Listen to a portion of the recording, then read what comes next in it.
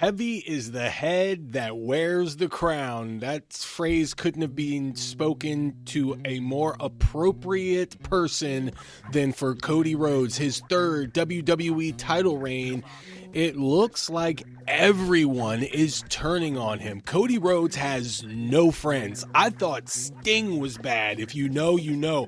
Go and do your Googles and your homework and find out how many tag team partners Sting had that turned on him. You're looking at Cody Rhodes, and he's going for the record.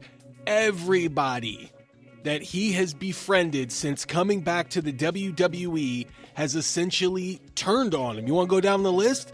Let's see. We've got John Cena, The Rock, Drew McIntyre, Kevin Owens, Randy Orton, rinse, repeat. It's like they love him and then they hate him, and then the WWE universe, sometimes they love him, sometimes it's like the stylistic song Game of Fools. Now look, I'm an old head, so you guys probably don't know that, but do yourself a favor and Google Break Up to Make Up by the Stylistics. It's like, first you love me, then you hate me. That's a game for fools. That's basically what's going on with Cody Rhodes. I think Cody Rhodes is in a weird situation right now where fans want to hate him, which will then make them love him. It's the most confusing thing, but over time, since probably the mid-aughts, and it's been that way with the hero in the WWE. There are no heroes in the WWE because the longer that you're a hero,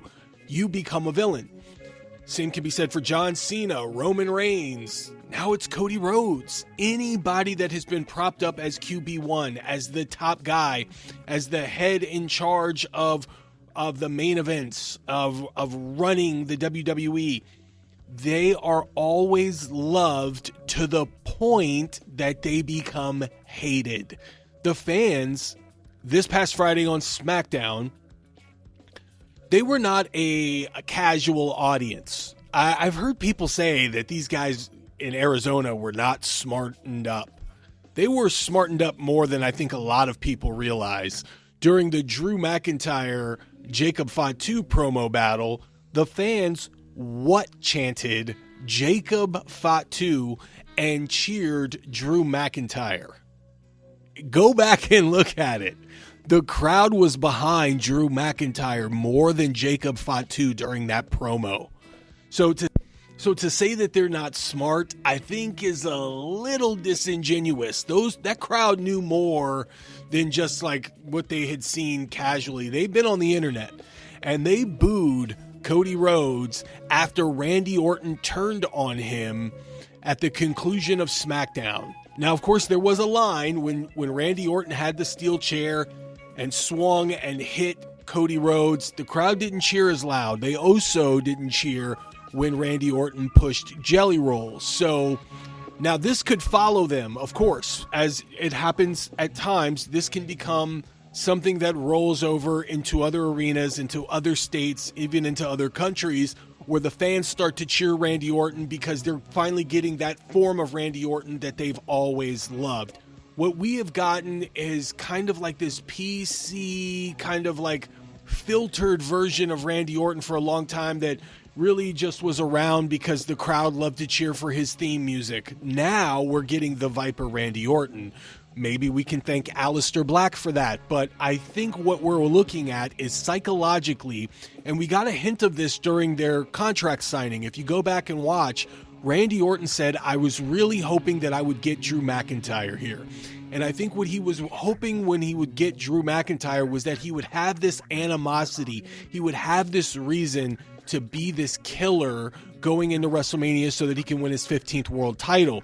But because it was Cody Rhodes and that was his friend, that was his buddy, they go back like car seats, he had to figure out a way to increase the intensity. And that's what he did when he attacked Cody Rhodes. And you can tell he was conflicted. And there were times like when he pushed Jelly Roll that he was wondering if maybe he had gone too far, right? And he had gone so far that he couldn't turn back at that point. And I think what we saw was Randy Orton, the voices were getting louder in his head and he listened. But he's very conflicted.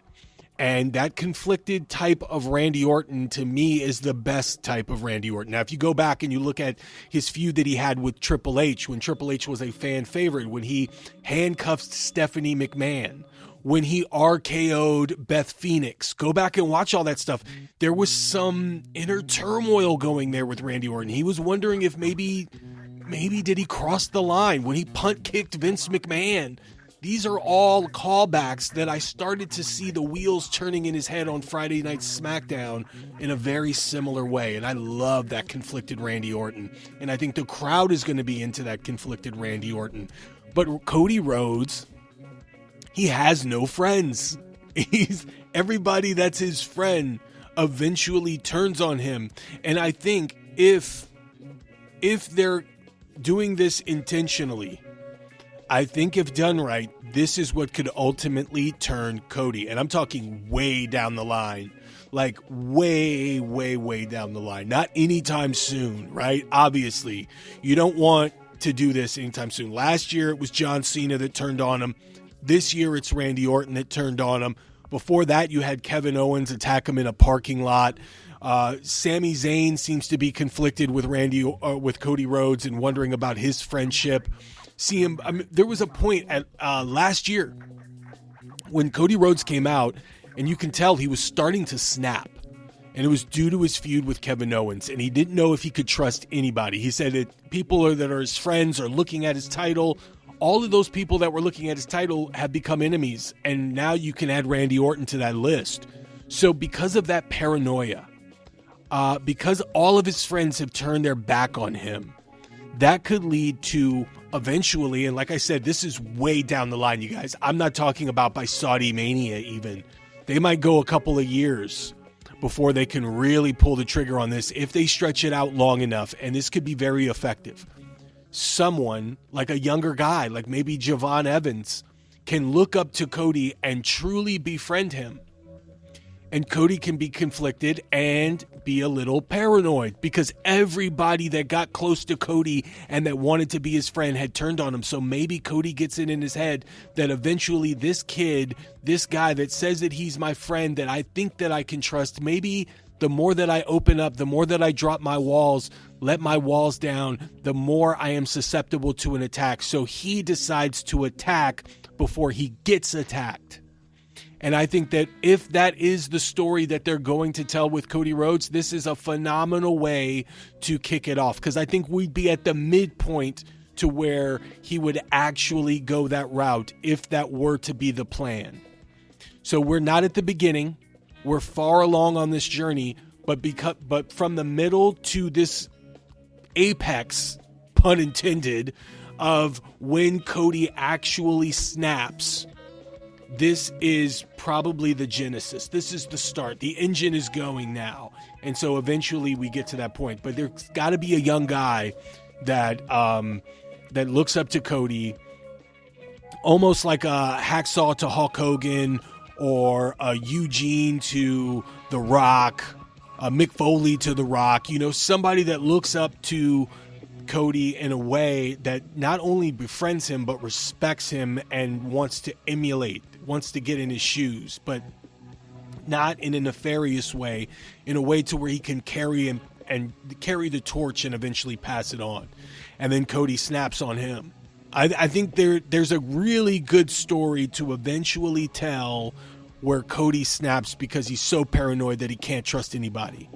But with Randy Orton doing what he did, it set in motion a chain of events. Now, whether or not the crowd is behind Randy Orton because of this or fully behind Cody Rhodes remains to be seen. One thing that they can do to ensure that Randy Orton is booed at WrestleMania is, in my opinion, to reveal him as the one that punt kicked Jacob Fatu.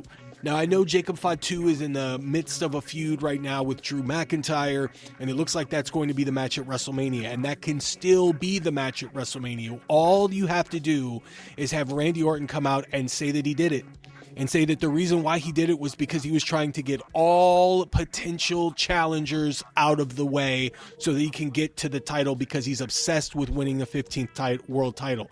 And that is when Jacob Fatu comes out. They can have like a breakup, a brawl or something that's eventually broken up. And you can revisit that after WrestleMania. But the key here is anybody that's getting cheered, have Randy Orton do something too. That would be the goal. Whether it's R-Truth or Damian Priest or Jacob Fatu or Trick Williams even. Javon Evans would be another good one as well, because, you know, Javon Evans and Randy Orton go back. You know, Randy Orton showed up in NXT. So there's a lot of different avenues they can go, but the goal would be is to get Randy Orton booed. And maybe that won't work with Cody Rhodes because the crowd is conflicted with Cody Rhodes at the moment. You know, there's been a lot of, you know, rumor and innuendo on the internet about Cody Rhodes getting that title, it being kind of like a blemish on Drew McIntyre, him being essentially a transitional champion. So the fans are more sympathetic rather, to Drew McIntyre and his short title reign. So now they're starting to get behind Drew McIntyre, and they're starting to get behind anybody that opposes Cody Rhodes. And that kind of works within the lines of the story, because Cody can't trust anybody, and he's starting to crack at the seams here. And the pressure is starting to mount. And that's usually when you get the best out of Cody Rhodes, because that's what happened with John Cena as well. So it'll be interesting to see how they get the crowd to overwhelmingly cheer Cody Rhodes, if that's even possible, going into WrestleMania 42. With Randy Orton's heel turn, we all saw it coming, and I thought what they did was very, very effective. But he has no friends. Cody Rhodes has no friends. And it'll be interesting to find out if there's anybody that goes to Cody Rhodes and says, you know what, you got a friend in me. And then that's when Cody snaps and attacks that friend. Now, I was thinking it could be a young guy, but imagine if it was someone like CM Punk. CM Punk has always been honest with Cody Rhodes. And he actually name-dropped Cody Rhodes' father, Dusty Rhodes, during a promo with Roman Reigns not too long ago, about a few weeks back. So there's a story there, and I think a while ago, Cody Rhodes backstage said, eventually you and I need to do this. We need to have a match in the ring. So you could be setting up something for that at Saudi Mania, where CM Punk is befriending Cody Rhodes and saying, look, nobody else has your back. I've always been honest with you. You can trust in me. And that's when Cody snaps and attacks him, because he can't trust CM Punk. I think there's a really interesting story route that they can go with this.